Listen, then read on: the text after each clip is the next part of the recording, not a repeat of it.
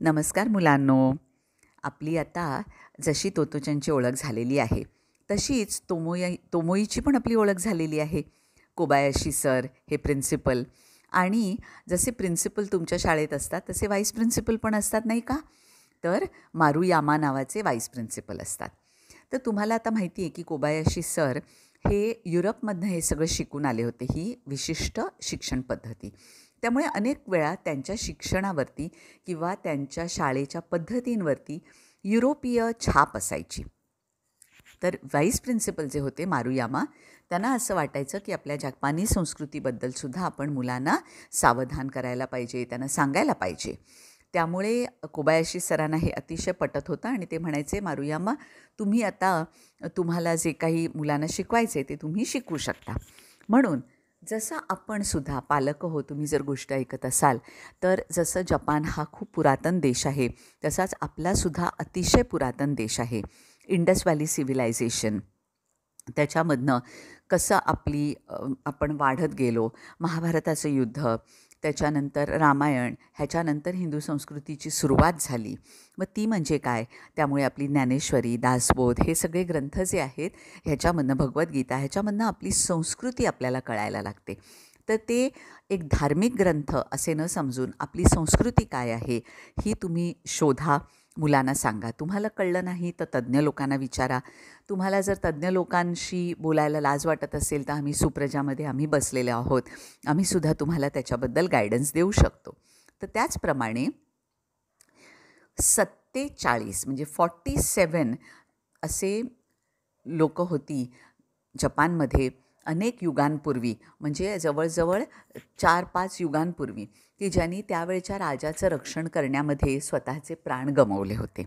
आणि त्या विरुद्ध लोकांशी लढताना त्यांना जेव्हा पकडलं गेलं होतं तेव्हा त्यांचा अनन्वित छळ करून, तुम्हाला कोणी सांगितलं हे युद्ध करायला, कसं तुम्ही आलात, असं त्यांच्याकडनं खूप काढायचा प्रयत्न केला. पण ती माणसं एकही शब्दाने बोलली नाहीत की आम्ही हे जे काही म्युटनी होती किंवा हे जे समर होतं, स्वातंत्र्य समर, हे आम्ही कोणाच्या सांगण्यावरून केलं. आणि त्याच्यामधला जो एक हेड होता त्याचं नाव होतं रिहाई अमानोया.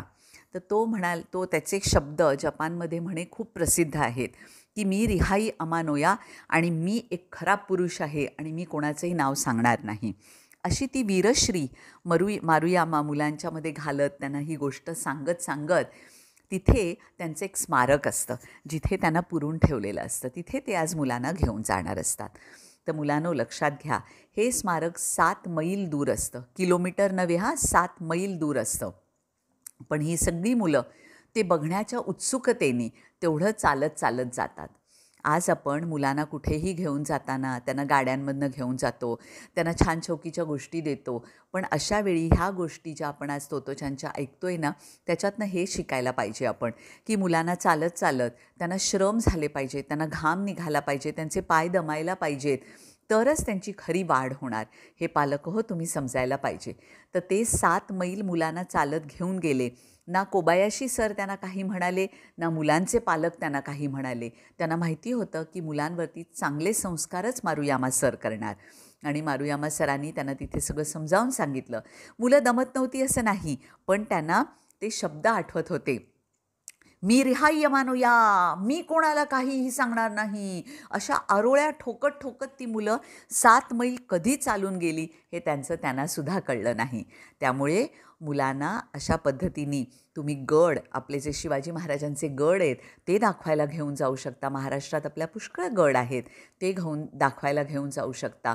किंवा कुठेही घेऊन गेलात तरी आपण आरामात जायच्याऐवजी थोडीशी पायपीट पण करावी, त्यांना थोडेसे श्रम पण त्यांच्याकडनं करून घ्यावे आणि आपली जी पुरातन संस्कृती आहे त्याच्याबद्दल त्यांना कसं जाणून घेता येईल ह्याच्याबद्दल विचार करून तुमच्या आजूबाजूच्या ज्या जागा असतील तिथे शोधून त्यांना एखाद्या रविवारच्या दिवशी किंवा सुट्टीच्या दिवशी, जेव्हा इतर मुलं आरामात उठत असतात, तेव्हा आपल्या सुप्रजाच्या मुलांना लवकर उठायची सवय करून त्यांना तिकडे घेऊन जावं.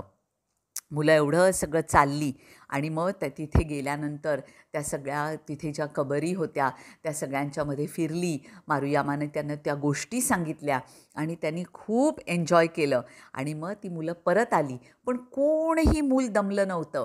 तिथे त्यांच्यासाठी पिकनिक देण्यात आलं होतं. कोबायाशी सरांनी सगळ्यांना तिथे खायला प्यायला व्यवस्था केली होती. त्यामुळे तिथे छान खाऊन पिऊन गोष्ट ऐकून मुलं परत घरी आली. तर अशा सहली पालक हो, तुम्ही जर मुलांच्या ऑर्गनाईज केल्यात, तुमचीच मुलं नव्हेत, त्यांची परिवार आहे, त्यांच्या 2-4 मुलांना असं करून तुम्ही घेऊन गेलात तर त्यांच्या ज्ञानामध्ये अवश्य भर पडेल. ही गोष्ट तुम्हाला कशी वाटली त्याच्याबद्दल आम्हाला अवश्य सांगा. आम्ही तुमच्या प्रतिक्रियांची अतिशय आतुरतेने वाट बघत असतो. आमचा यूट्यूब चॅनल सबस्क्राईब करा. तिथे नोटिफिकेशन बेल आहे ती प्रेस करा म्हणजे तुम्हाला वेळोवेळी नोटिफिकेशन्स पण येत राहतील.